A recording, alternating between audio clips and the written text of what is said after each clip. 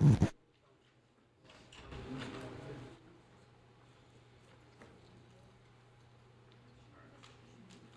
go over.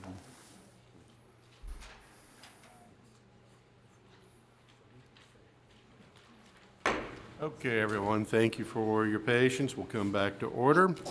We have a draft of the binding elements in front of us now. There may be an opportunity for us to hear from Mr. Urban in this connection.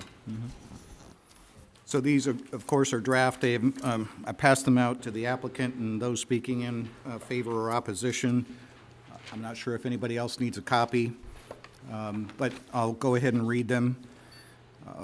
The approval applies only to the plan presented at the December 17, 2019 Oldham County Planning Commission public hearings with the following exceptions, because we've heard testimony. Number A is the applicant shall revise the preliminary subdivision plan to the alternate layout presented so that no lots have backyards facing Schuler Lane. B is the applicant shall work with the county staff on the best solution for Schuler Lane improvements regarding road width, comma, should be comma thereafter, width, curve geometry, safety improvements, turning lanes, and bicycle and pedestrian safety, and/or a shared use path before the fiscal court public hearing.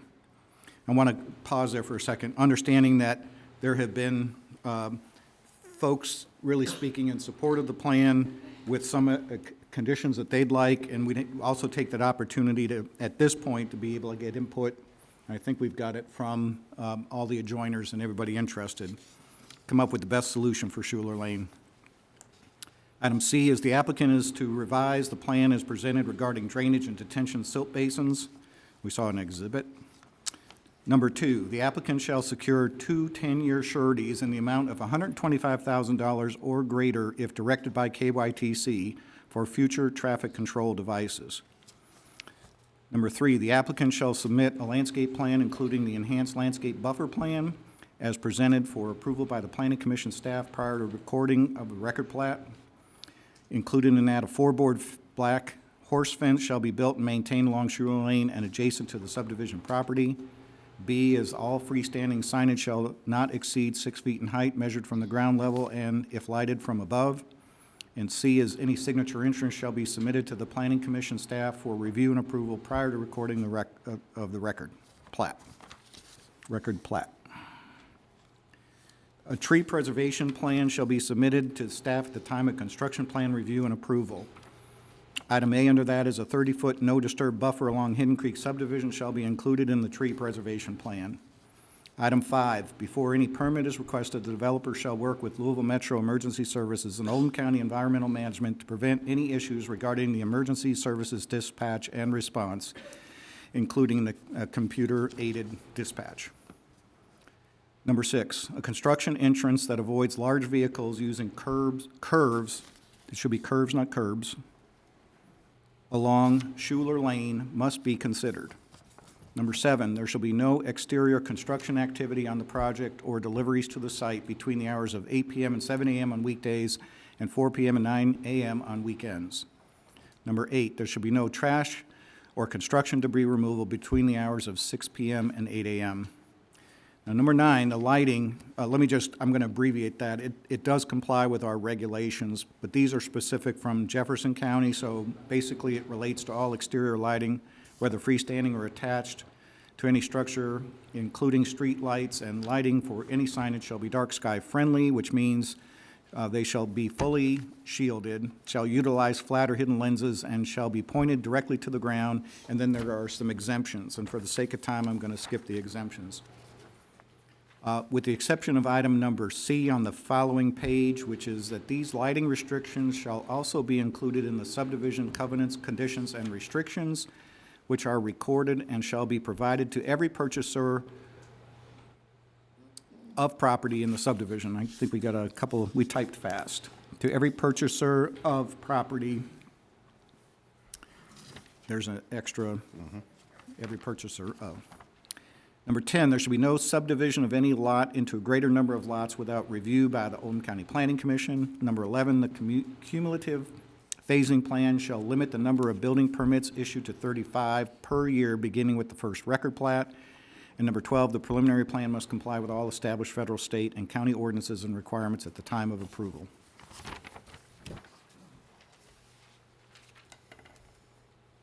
All right, as appropriate now. Well, you might want to see if there's agreement concurrence from If the there's any applicant. conflict with the content of these binding elements as proposed. Okay? Council? Okay, so, I'm not a counsel, but I feel That's like I okay. am. Mr. I think- Pusachet, please approach. I think the only issue we have is on the language on the traffic lights. Now, when we offered the 125 each, it's not in here, and it wasn't made clear, but a traffic light at Stone School Road and at Worthington, one of them is an F, and the traffic light brings it to a C, and the other one, we improve it as well. Those were the two traffic lights that we meant for this money to go to. The traffic light that would be at 1694 and Schuler Lane, we would expect that we'll put that in if and when we come back for a phase two. So that traffic light is not required at this time and would only be required for if there's any future development, and we'll propose to put it in. The two traffic lights that are needed right now are those two intersections. And my guess is that the gentleman who lives in Glen Oaks was going to talk about how long it takes to pull out of Glen Oaks onto 1694 because of the absence of a light. That's where we think our money would make the greatest impact. So one, could we specify the two intersections that we'd like to have lights designated? And then two, we met with Matt Bullock at the Kentucky Highway Department, Kevin Young and Jim Mims, who works for me, all think 125 is approximately the right number for those two intersections. Could we change that to say not to exceed 150 each? Because we have to put up a bond for some amount of money. It can't really be can't be vague. We don't know what we're putting the money up for. That would be, I think, our only comment to what you proposed. Yes, sir. Thank you. What I'm going to maybe rely on Jim Silliman about the amount. We don't know what the amount is. And you had mentioned during the hearing that if it was 130, that's what you'd put up. And so that's why we put or greater, because we don't have an estimate for actually doing it. We have your testimony, which is great and trustworthy, but that's why we said or whatever it takes to put the light in. Okay, so I did say that, I did say that, and I said 130 instead of 125, because I think that's kind of the right, but it could have a difference on what intersections are being, or the traffic signal is being installed on. And we didn't make it clear, but I'd like to at this time, that those are the two intersections that need the lights, Right. whether we ever do anything or not. One of them is an F right now, Right. and So so I'm going to we'll add. improve it. Yeah, I'm going to add after traffic control devices at 1694 and Stone School Road and 1694 and Worthington Lane. Okay, So that'll clarify where they're going. thank you. And maybe instead of $125,000 or greater, or maybe it's an amount directed by KYTC. Are these lights in Oldham County or Jefferson County? They're in Jefferson, but, Enforcement of them, you get involved in that, and you got Jefferson County. well, they've offered it in their testimony. They've offered to put up the bond, so I feel comfortable since they're offering. We didn't ask, there wasn't a requirement from Jefferson County, but in this hearing, they've offered to put these sureties in place. So I think for the benefit of everybody traveling there that wants to know that how do we kind of document and enforce that commitment, they've offered it.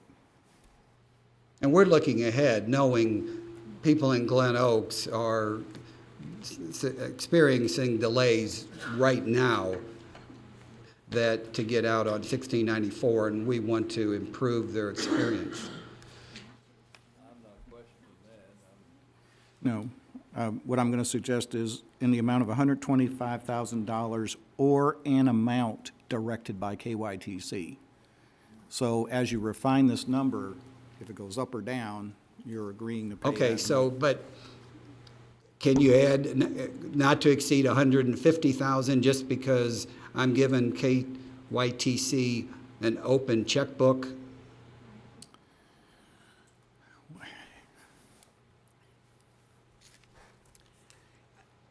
Correct me if I'm wrong, but this is something that he is offering to do above and beyond. I mean, normally it would not be his responsibility to pay for and install these lights, correct?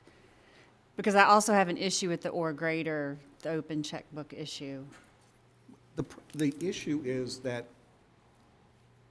if the cabinet doesn't have any money and the amount doesn't get us the traffic lights, they may not be installed. And that's, And they need to be installed, but that's not his problem. well, there's already a level of Trying to think of service a nice way to F, put it. and Right. he's exacerbating that based on the traffic analysis. But if that is close to the amount, and normally it would not even be his responsibility at all, I just think that there should be a cap to it instead of giving the open checkbook. It's, I think there would be a greater, thank you, I think they'll work harder to make it work within that number, as if there's no, doesn't matter what it costs. so that's why I put or an amount directed by KYTC, because it could be less. But I get the point that it might be an open checkbook and then result in, I'm just trying to be prudent for, on my company's behalf to put a top-end limit on it. you know, And if it costs 160, and I don't think it would, could they not come up with 10 to get 150 to go along with it? so an amount not to exceed 150? Yes, sir. So why don't we just put that? The applicant shall secure 2 10-year sureties in an amount not to exceed $150,000 as directed by KYTC. Is that, And specify the two intersections, and we're good. And can I add two things real quick, unless Joe disagrees? We got to go get these bonds, I think, at record plat, so I think we want to determine, the amount by KYTC would be determined when we go get the bonds, not 5 or 6 years later where they say, well, it's a different bond you've got to do. I want to make that clear. And again, we want to put the surety bond, not just sureties. well,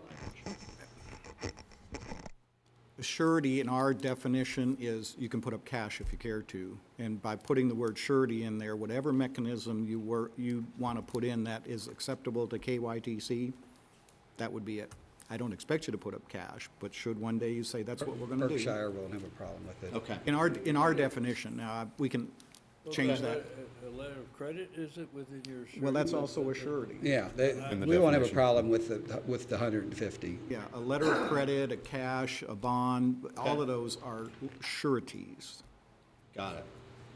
Although, I don't know who said the deep pockets comment, but that was, Okay, so what it would read then based on that is the applicant shall secure 2 10-year sureties in the amount not to exceed $150,000 as directed by KYTC for future traffic controls at 1694 and Stone School Road and 1694 and Worthington Lane. Determined at record plat. So the applicant shall secure 2 10-year sureties at record plat.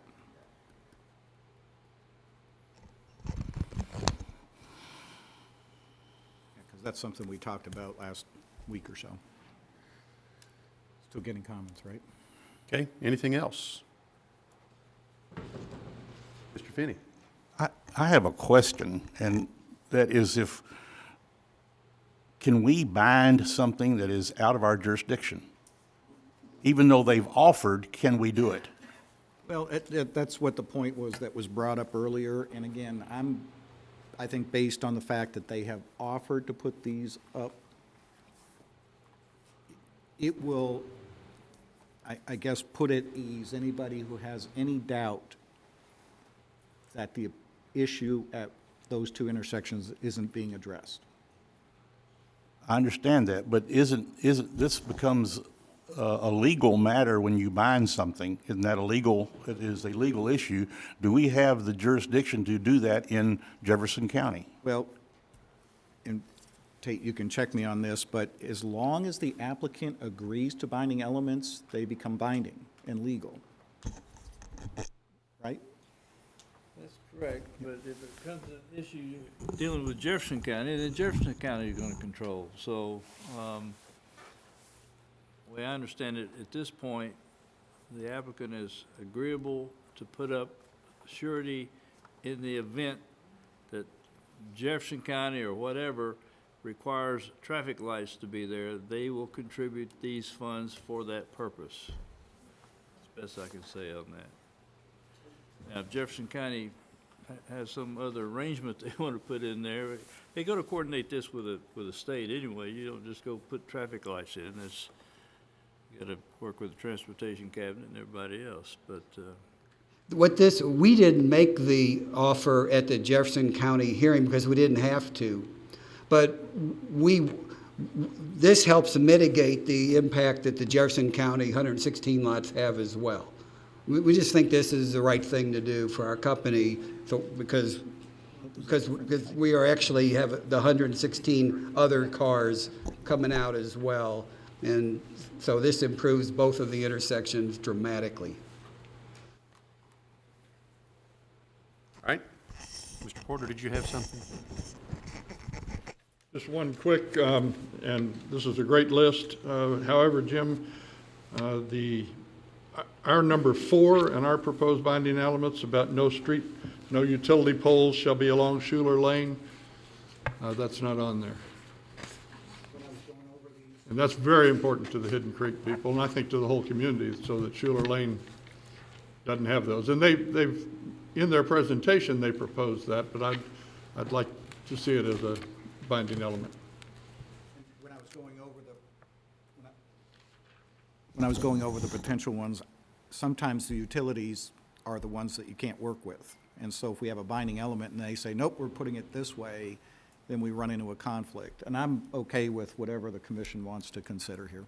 Well, again, they've offered it, they showed a plan for it, and that is very important to. I mean, maybe that could be solved, that will work. I mean, our intent is to do it, and so I guess if the utility companies say no, well, that's not our fault. So just say that we will work with utility companies to accomplish that.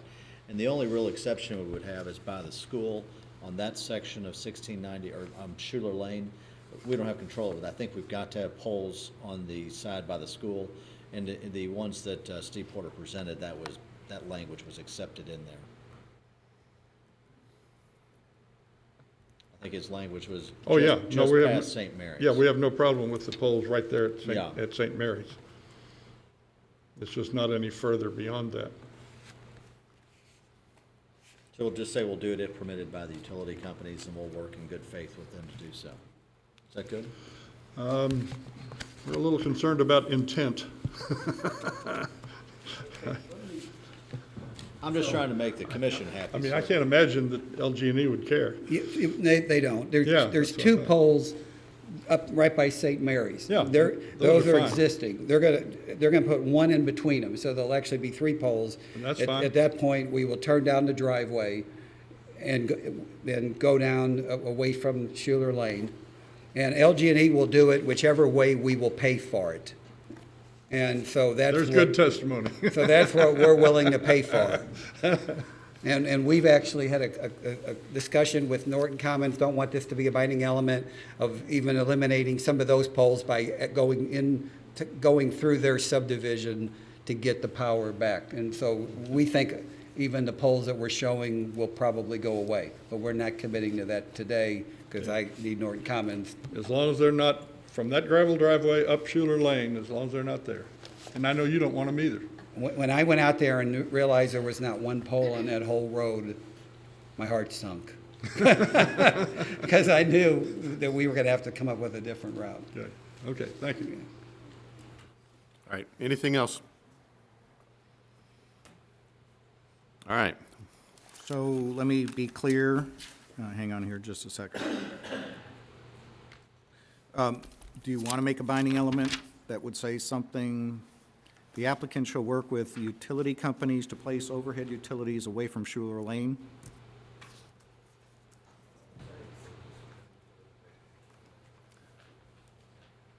Like the language we proposed.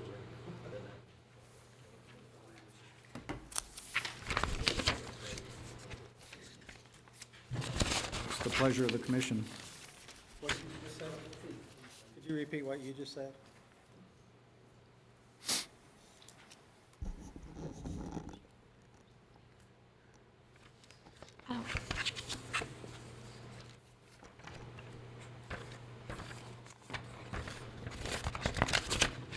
I think it's number 4, they said it was number 4. Yeah, I'm not seeing, I don't see it for some reason. I know I had it. There's, here it is. Number 4. All right, no utility or street light poles shall be along Schuler Lane except for the length of Schuler Lane from 1694 to just past St. Mary's School. How about that? That's, That's what they proposed, yeah. Perfect.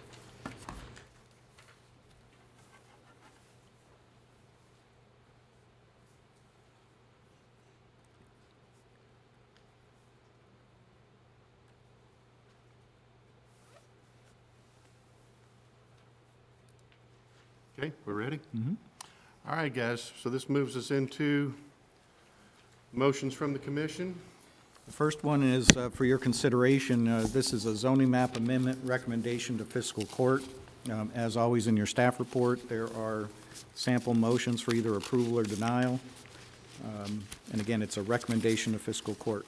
Will the binding elements go to both, No, it goes to the preliminary subdivision plan. to the subdivision plan only, not the zoning change? Okay? So, Chair will entertain a motion in regard to the zoning change application. Mr. Falvey. Motion to approve, motion to approve, PZ 19-2023, the zoning map amendment, because it does comply with, the objectives of the comprehensive plan, plus our, Oldham County's future, land use maps. And you say there's no need to put in any binding elements. Correct. And it's based on the testimony and evidence presented today. Based on the testimony and evidence we heard today. Mr. Combs, all right. We have a motion. Do we have a second? Mr. Neal, we have a second. We will move into roll call vote. Excuse me. Point of Oh, order. beg your pardon. We can have discussion. Discussion, but this is a motion to recommend approval to fiscal court. That is correct. So, not to approve. So we just need to Recommend make- approval. recommend approval. So just make that recommendation into his. Can you incorporate that into your motion, Mr. Falvey? Motion to recommend approval. Thank you. Does a second accept as well? Thank you. Thank you, Mr. Douglas. All right, now we're ready for the roll call vote. All right, Mr. Douglas? Yes. Mr. Elder? Yes. Mr. Falvey? Yes. Ms. Bonet? Yes. Ms. Davis? Yes. Mr. Finney? No. Mr. Hampton? No. Ms. Nasser? Yes. Mr. Neal? Yes.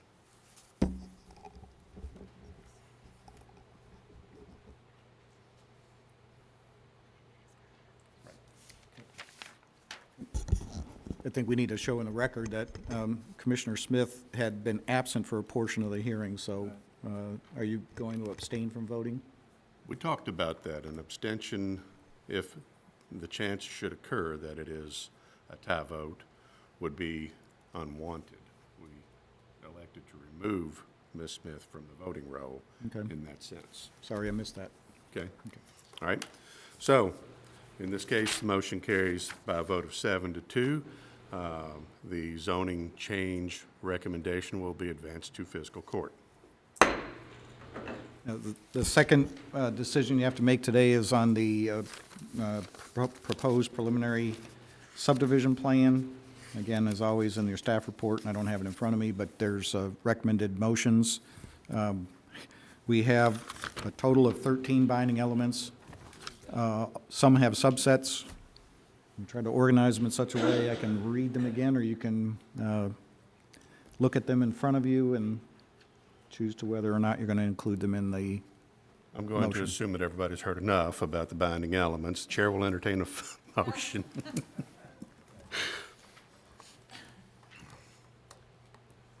Mr. Chairman, I'll try this. Thank you, Mr. Douglas. I make a motion that we approve the preliminary plan for docket PZ 19024, based on it complies with the following objectives of the comprehensive plan, LU1-2, for the management of development in areas of environmental concerns, LU1-3, also the objective plan of LU1-4, and in addition to the extensive testimony that was provided both by the applicant and also the evidence that was presented here by the staff, and also LU-2-3 objective of this go of our comprehensive plan, and also include our proposed, if I can find it, binding elements that was mentioned. And I just lost them. Did you just, well, I believe we just read them in. So there are 14 of them, or 13 of them. 13. So I'd include those proposed binding elements. Thank you, Mr. Douglas. Mr. Combs, do we have an adequate motion on the floor? We have a motion. Do we have a second? Mr. Falvey. Discussion? Seeing no hands, we'll go into a roll call vote. Ms. Nunn? Okay, Mr. Neal? Yes. Yes. Mr. Hampton? No. Mr. Finney? No. Falvey? Yes. Mr. Elder? Yes. Mr. Douglas? Yes. Ms. Davis? Yes. Ms. Bonet? Yes.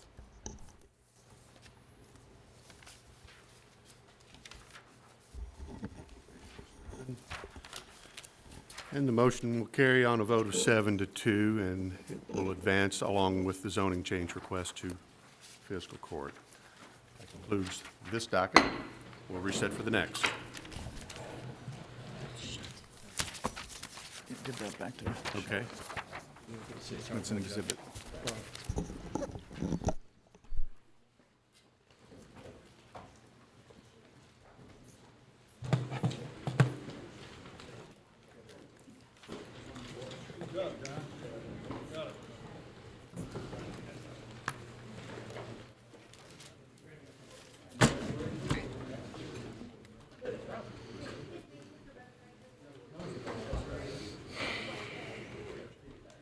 We're ready to rock and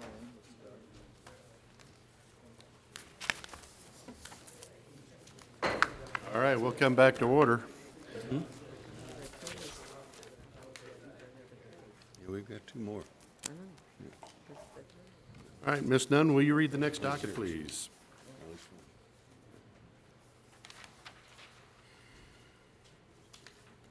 Yes, docket PZ 19025, application has been filed by Travis Lee and Courtney Broyles for the approval of the waiver of section 5.7, item E, joint access of the subdivision regulations for an existing tract of 10.031 acres. The property is located at 8725 Holly Gibson Road, Crestwood. The zoning is R2 residential district. Thank you so much. Now we'll move into presentation from staff.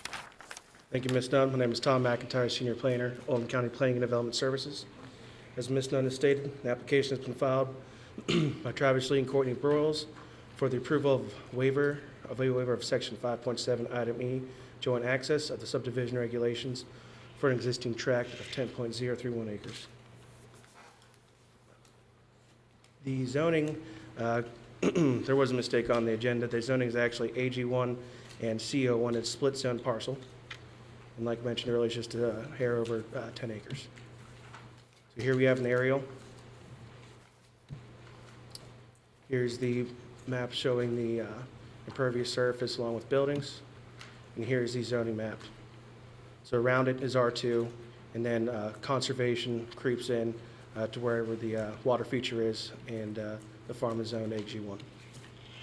A minor plat was applied for and approved in September of 2019. According to section 5.7E of the subdivision regulations, no more than 3 parcels may take access from any single street encroachment not considered a frontage street or private roadway. The approved plat states the existing 60-foot access easement is only for lots 2, 3, and 4. Lot 1 was not included in this existing 60-foot access easement due to Lot 1 having the minimum road frontage of 300 feet per the Oldham County Comprehensive Zoning Ordinance. The applicant is requesting that Lot 1 be given access to the existing 60-foot access easement due to the unnecessary cost of constructing a new driveway 500-plus feet into Lot 1. The lot configuration is Lot 1 being 10 acres, Lot 2, 7 acres, Lot 3, 7.5, and Lot 4, a little over 13.5 acres. Per the applicant's justification statement, the easement is estimated at 1.5 acres of the total 10-acre lot and creates an undue hardship for the owner of Lot 1 to not have access to this portion of his or her land for the purpose of ingress and egress. Having both the financial and maintenance responsibility of owning this 1.5-acre easement, it is reasonable and necessary for the owner of Lot 1 to use this portion of land for access. Having an access road on the north side of this property would not be wise, as additional engineering would be necessary to work around the natural flow of the existing land, and the future costs associated with gaining access to a barn that will be constructed to maintain the 10-acre property will be an unnecessary financial and environmental burden. So here you have the plat as it stands today. In your packet, it is actually, what appears to be north is actually south, so if you just flip your packet around, you'll be looking at what we have up on the screen in the correct orientation. So here we have Lot 1. And this right here, blue, is the existing 60-foot access easement. And as mentioned, an access easement, lots can only, you can only have 3 lots that use an access easement. So Lot 1, 2, 3, and 4 are the 3 that access the existing easement. So therefore, Lot 1 can only use this portion, excuse me, only down there. So here are the graphics submitted by the applicant. So here, where the 60-foot access is on Lot 1. Here again, extends all the way down there. So you have Lot 3, Lot 2, and Lot 4 that use this right here, which leaves Lot 1 to only use this portion. Here we have a couple of street views. So, as mentioned earlier, this access easement is somewhere in that area.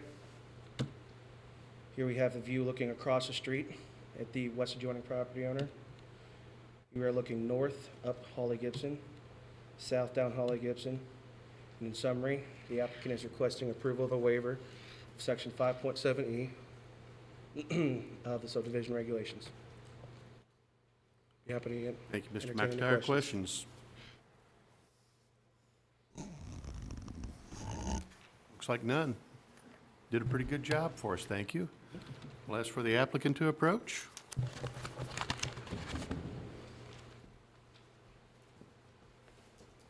Let's get your name and address and get you sworn in. My name is Travis Broyles, 2820 Richland Avenue, Louisville, Kentucky, 40220. Can you raise your right hand? Do you solemnly swear to tell the truth, the whole truth, and nothing but the truth? I do.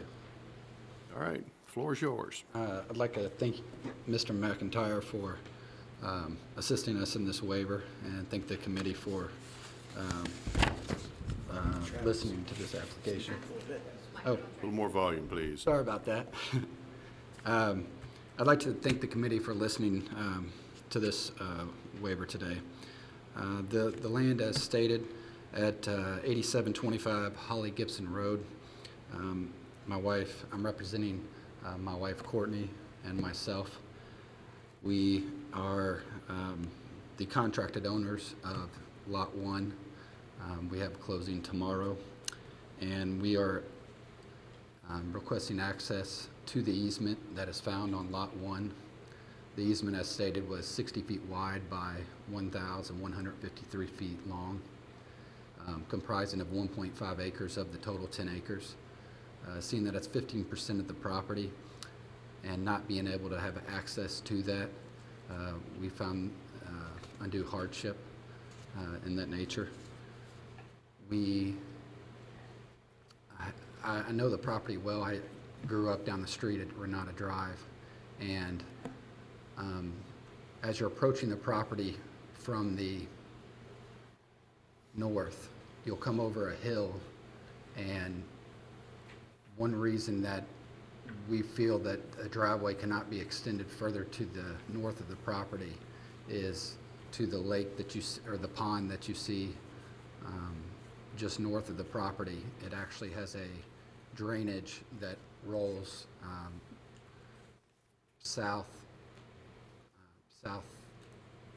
west toward Holly Gibson Road, and that would increase engineering costs to put a road in at that point. Also, to the south, you have that S-turn in the picture, and as the further you move north on Holly Gibson of the property, that S-turn becomes a blind turn. So we feel that a driveway on the easement is the best spot for both safety reasons and financial costs of owning the land and being responsible for the land. Very good. Thank you. Do you have anything additional to add? No, sir. Okay. Is there anyone else here who wishes to speak in favor of this application? Seeing none, is there any who wishes to speak in opposition to this application? Seeing none, you have any final statements you'd like to offer us? I'm assuming no. Okay, thank you. Jim?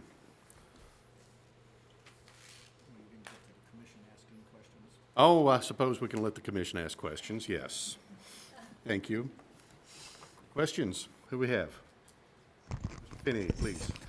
Mr. Broyles, if you'd come back up, I'd appreciate it.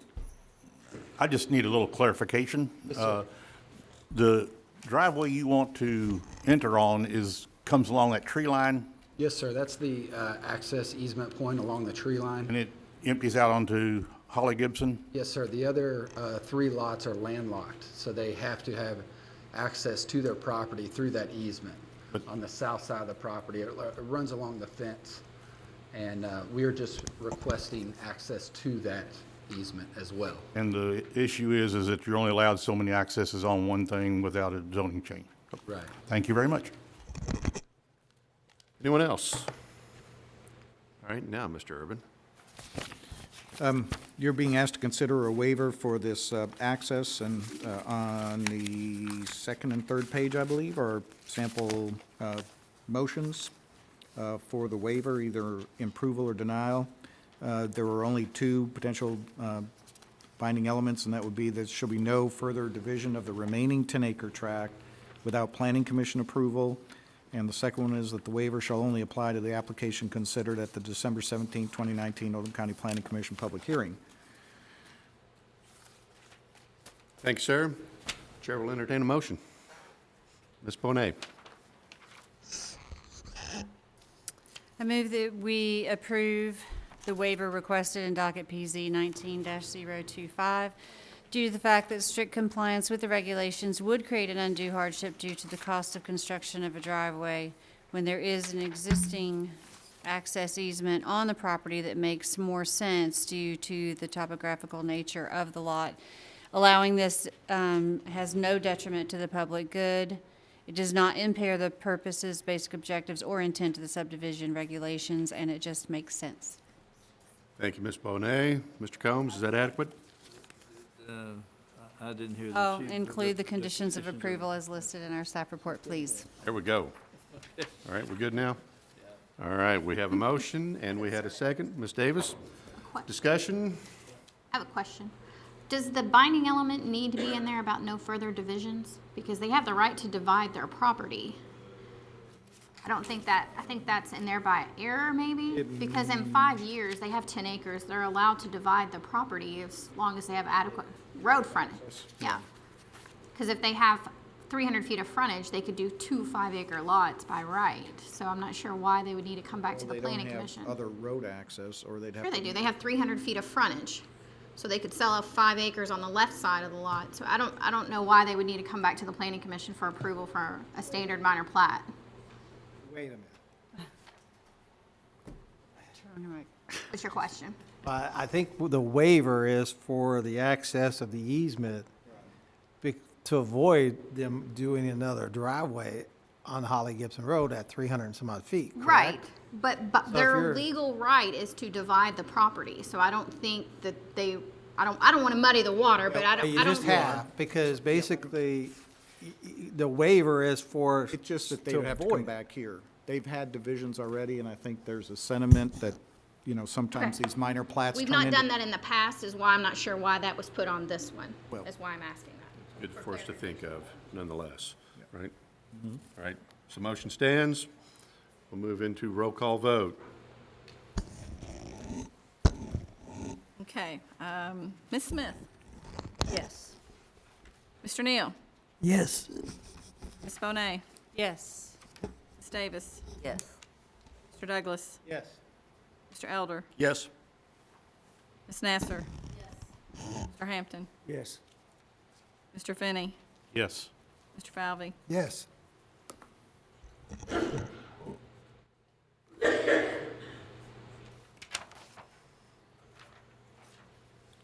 Okay, motion carries on a vote of 10 to nothing. Your request is approved. All right, we're going to make a move. No, are we going to try this, Amy, Amy, we going to try it here, or want to move? It'll be fine. I'm going to tell the attorney to be brief. Fiscal court starts at 2, so we have to be out of here by 1:50. So we'll see how it goes. If we need to break and move to the conference room, we Brief, can. has he the capacity? I'm going to work on Okay. that. No. Okay, let's go. Can he talk? Go ahead and read. Can he talk that Read, quick? read the docket. Okay, Yeah, talk quick. we'll move into the next docket. Ms. Dunn, can you read the docket, please? Yes, sir. Okay, docket PZ 1926, application's been filed by Forrest Wayne and Deborah Abbott for the approval of a zoning map amendment on approximately .63 acres. The property is located at 5900 West Highway 146, Crestwood. The change from I-1 light industrial to C3 commercial general business district. We also have docket PZ 19027, application's been filed by Forrest Wayne and Deborah Abbott for the approval of the development plan, auto sales on approximately .63 acres to be known as Abbott Auto Sales. The property is located at 5900 West Highway 146, Crestwood. The proposed zoning is C3 Commercial General Business District. Mr. McIntyre. Thank you, Mr. Chairman. Thank you, Ms. Nunn. As you had mentioned, the applicant is requesting approval of a zoning map amendment for, from I-1 to C3, as well as a development plan to be known as Abbott Auto Sales. So here we have the aerial. So you can see it's a narrow strip along 146. Just for reference, this is Zaring's right down there, so encircled in purple. Here we have the zoning map. So you can see the parcel, subject parcel is split zoned I-1 to CO1. You have R2 to the north and south with a spot zoned O1 to the northeast. The future land use map has this as commercial and industrial.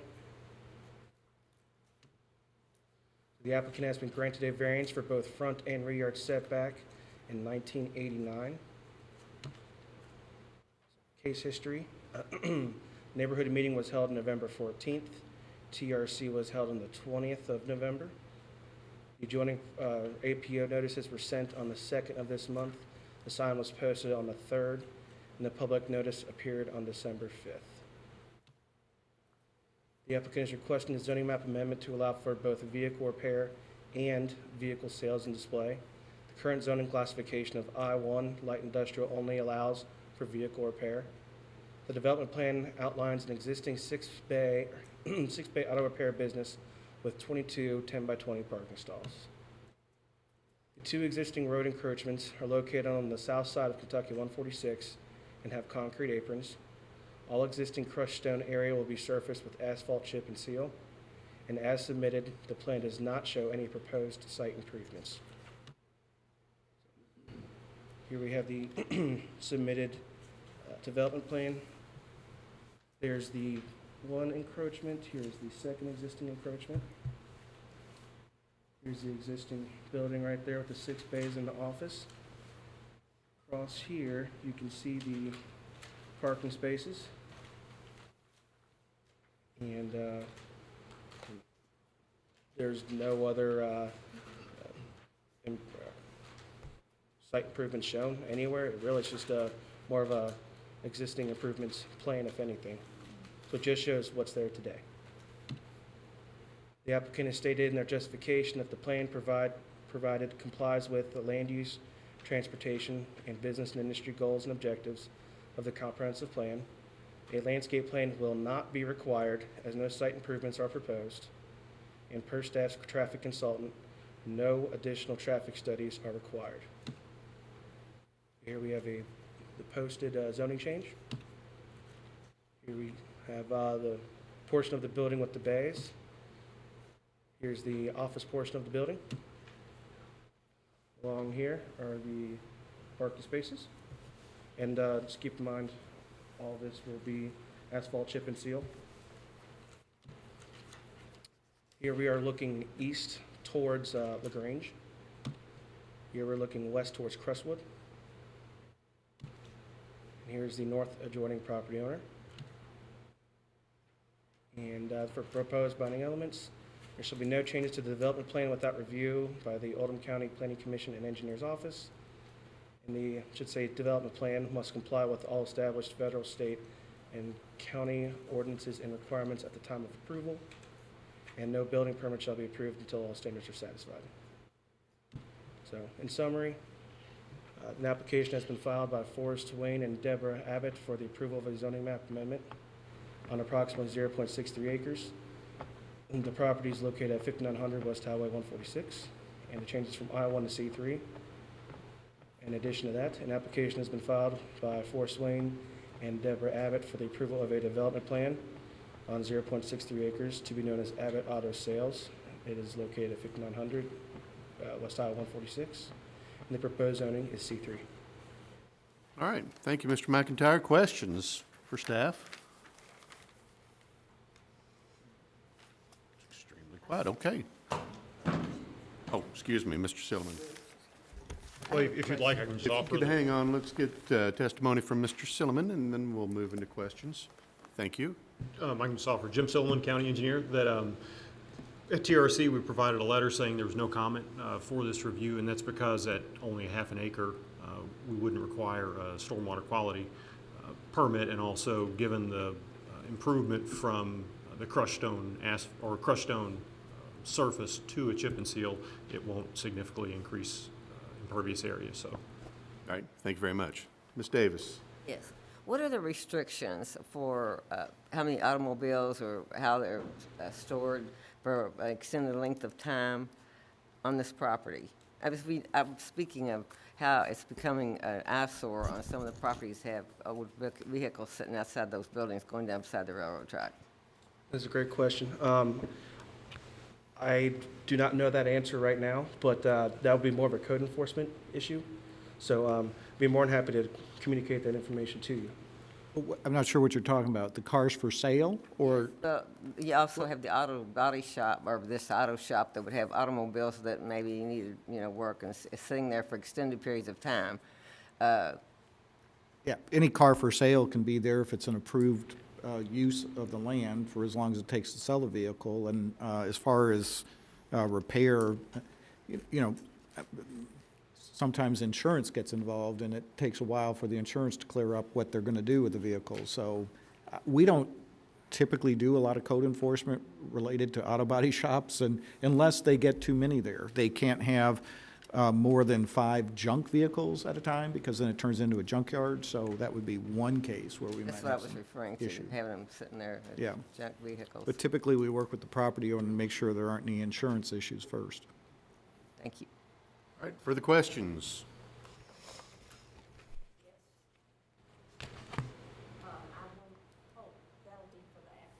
Okay. All right. Mr. Cragmile, I believe you're up. Thank you. I've been told I have to be brief, so We're only giving you 9 minutes. Novelty, I'll right? speak quickly. Yeah. I represent Wayne Abbott's Body Shop, Inc. It's a Kentucky corporation, and this is Mr. Abbott here to the right, and this is Dave Garber, our engineer. And his son, Chris, is up here. He'll be probably working the auto body part, the auto sales part. Abbott's bought this property in 1989. At that time, it was a odd-shaped 35 by 45 foot strip of land sandwiched between LaGrange Road and the railroad tracks. And I believe Zerings was already there at the time, but they weren't the original people there. So nobody knows why this is zoned I-1, but it is. And so Wayne has operated his body shop there for 30 years, and has gone from a 2-bay garage to a 6-bay garage. And from time to time, he would let people park their cars there and put a sign up. He's never made any attempt to sell vehicles, but from time to time, he would do that. And in the recent years, the Kentucky Motor Vehicle Commission has come up and accused him of being a used car shop. And so the neighbors actually have requested that they be able to sell their cars there. They're not opposed to this.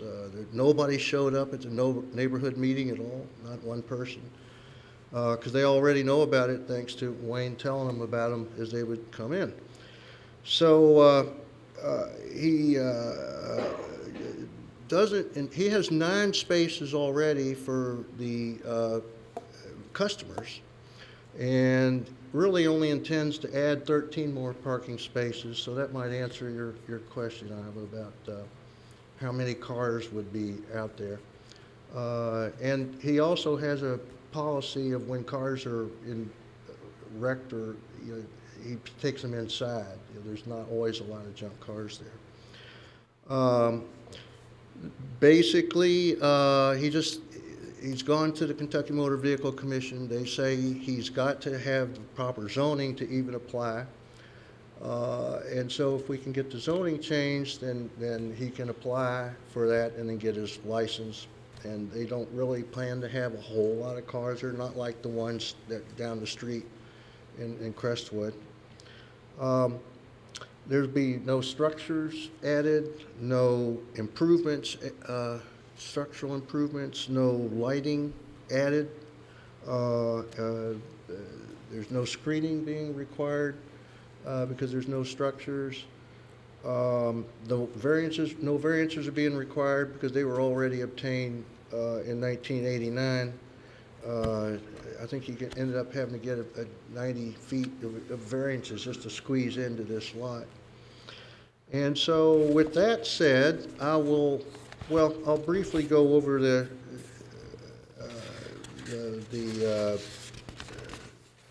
comprehensive plan portion that's in the justification statement, because we chose a C3 because it's the first and least intrusive zoning area of general business district that allows for vehicle sales and display.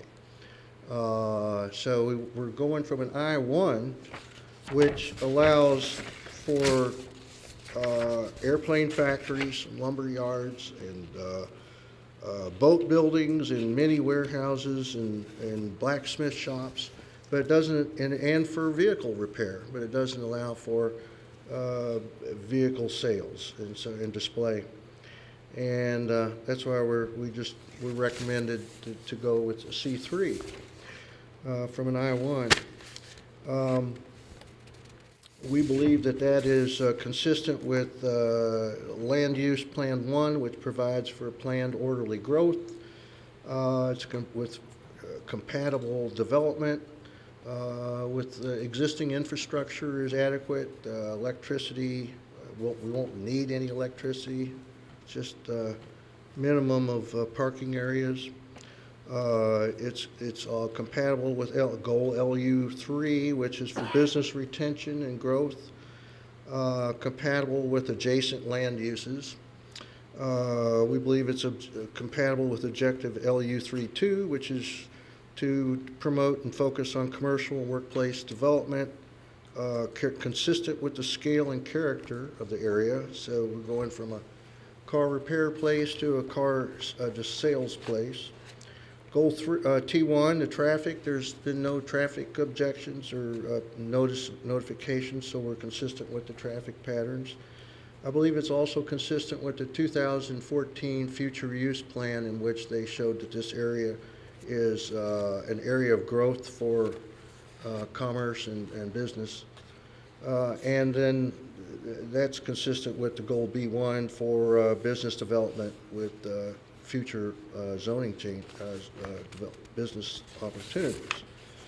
So with that, I will now introduce Mr. Garber. If you would come up here and give us the technical details of the plan, and then we'll let Wayne give us a talk if you have any questions.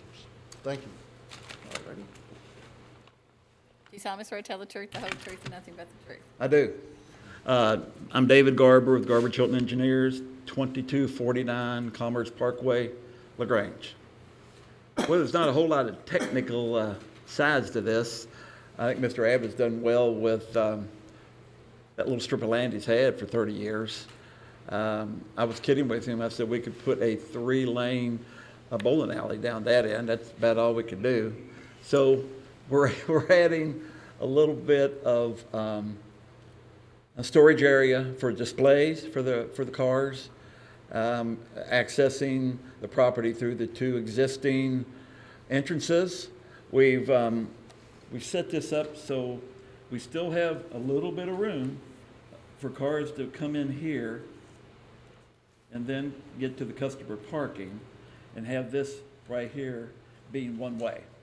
And there's room between where the cars are going to be displayed and the right-of-way of 146, so we don't have to encroach any onto 146. The drainage is going to be just like it is now. There's not any problems with the drainage getting out. It goes down and gets underneath the railroad track one way, and it splits, which is good. You're not getting everything all at one place. There's not a whole lot you can do with 0.6 of an acre, but for his purpose, it serves him well. And 146 is not going to be impacted, again, because there's no new encroachment permits. As Mr. Silliman said, the drainage is not an issue, improvements aren't an issue, because the only thing we're going to do is add some hard surfacing to the parking lot.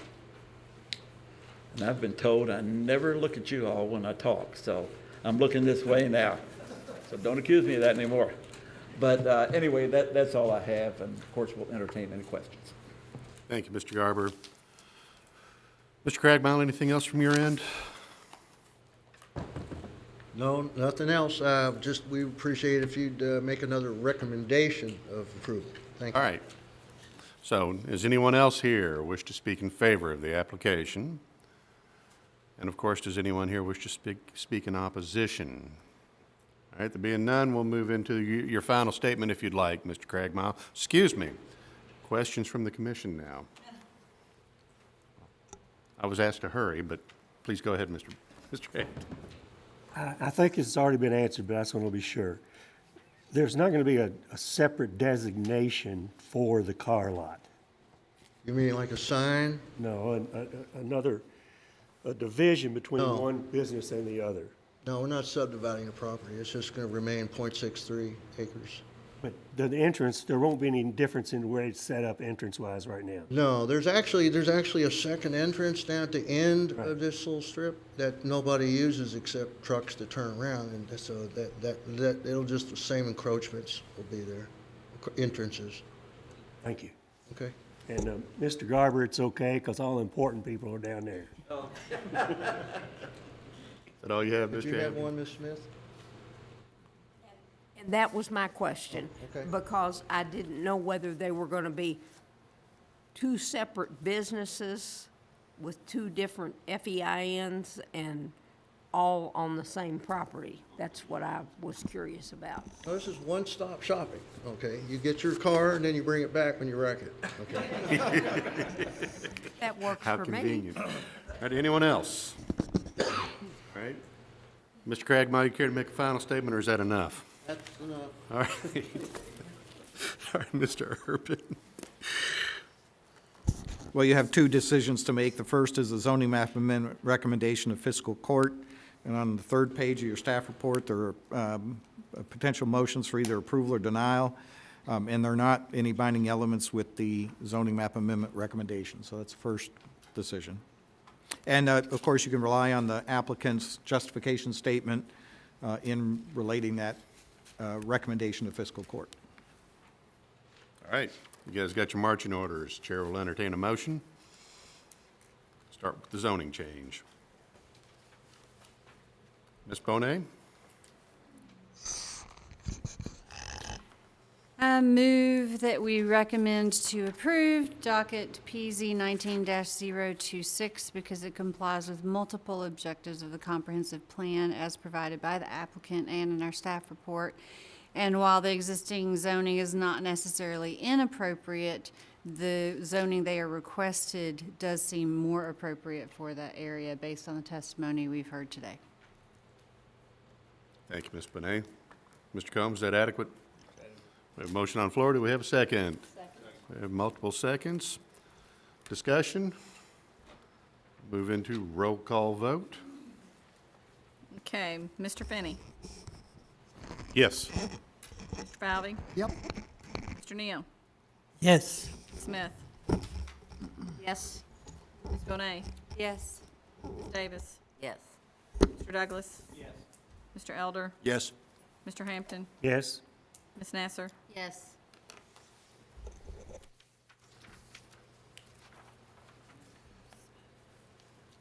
Thank you, Ms. Nunn.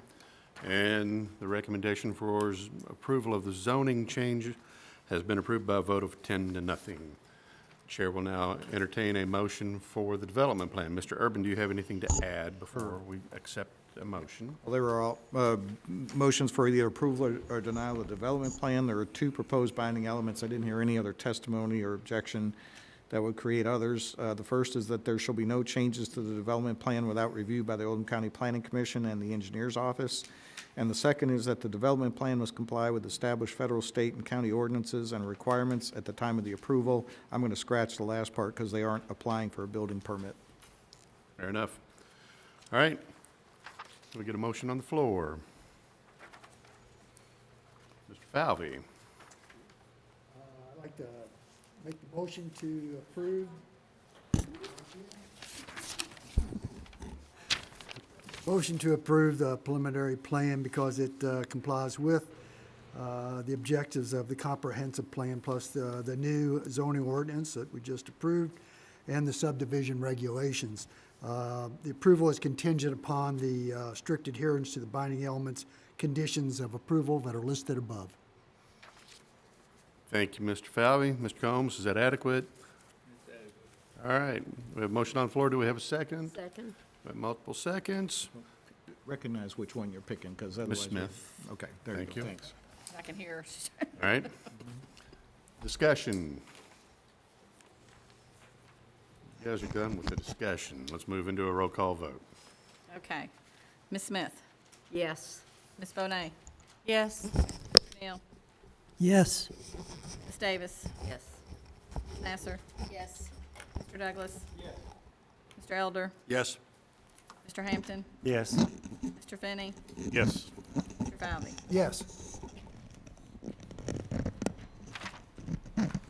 Ms. Nunn, and the development plan application has passed on a vote of 10-0.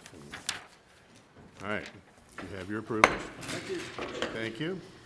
Do we need to move for adjourn? Well, filing deadlines are December the 26th. I'm not aware of any applications at this point that we've received, but as always, we will send notification out once the agendas have been set, whether or not we will have a December meeting. You will have a January meeting. You will most likely have a February meeting because we'll have some TRC zoning map amendments coming through, so. Very well. Thank you all. Merry Christmas. To all, Merry Christmas, Happy Holidays. Hope Santa's good to you, and we are adjourned.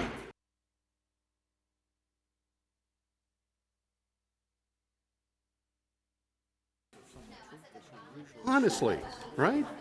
All left out, right? Ah, well. I want to know how come we didn't have trees. Usually, I don't